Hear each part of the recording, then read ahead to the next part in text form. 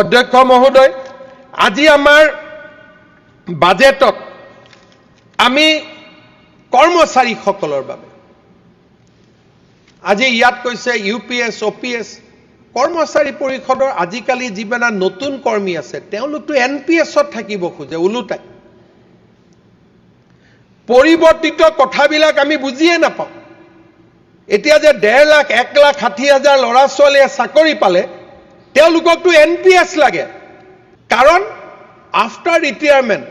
OPSতকৈ NPS এ বহুত বেছি টকা দিব আৰু যাক OPS লাগে তাৰ কাৰণে আমি UPSও কৰি দিছো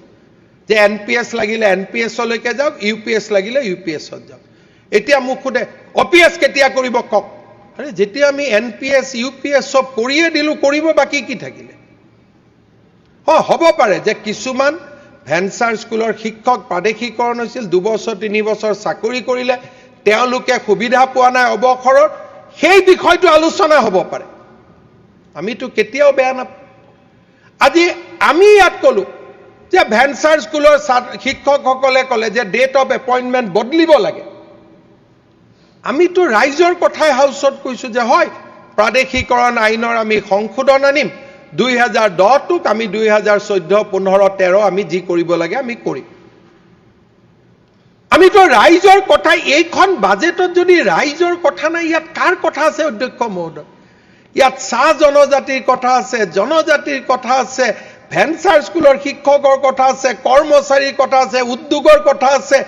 শিক্ষাৰ কথা আছে নিবনুৱা যুৱক যুৱতীৰ কথা আছে এই বাজেটখন আমাৰ সমাজৰ প্ৰতিফলন নহয় জানো অধ্যক্ষ মহোদয় আপুনি অৱগত সমগ্ৰ দেশ এই সময়ত ওয়েস্ট এছিয়ান ক্ৰাইসিস আজিও তেলৰ মূল্য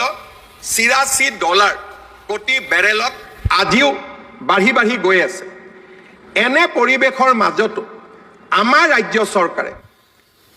আমাৰ কৰ্মচাৰীসকলক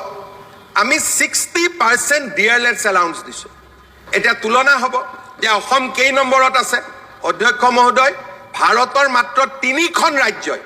এই ক্ৰাইসিসৰ মাজতো কৰ্মচাৰীক ডিয়াৰনেস এলাউন্স 60% দিছে কি হৈছে হাৰিয়ানা উৰিষ্যা আৰু অসম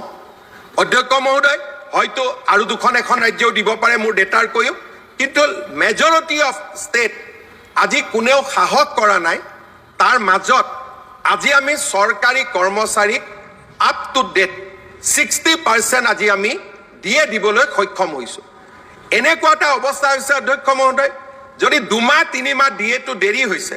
আমাৰ কৰ্মচাৰী পৰিষদে তাতো আহি আপত্তি কৰে কিন্তু অধ্যক্ষ মহোদয় মই বুজি পাওঁ যে যিটো সময়ত পশ্চিম বংগৰ দৰে